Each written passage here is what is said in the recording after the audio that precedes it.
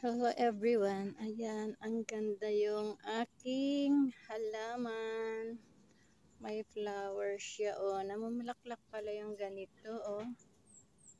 Ayan, ang ganda ng bulaklak niya. Mahilig kasi ako sa may bulaklak mga guys. Kaya ayan, video natin.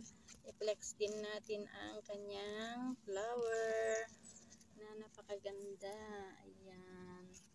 It's summer flower. May ganito rin ba kayong halaman mga guys? Hindi mahirap patubuin ito kasi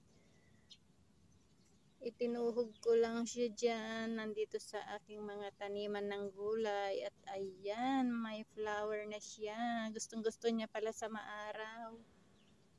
Ayan mga guys, ang ganda yung flower niya. Oh, diba? Meron din dito sa kabila.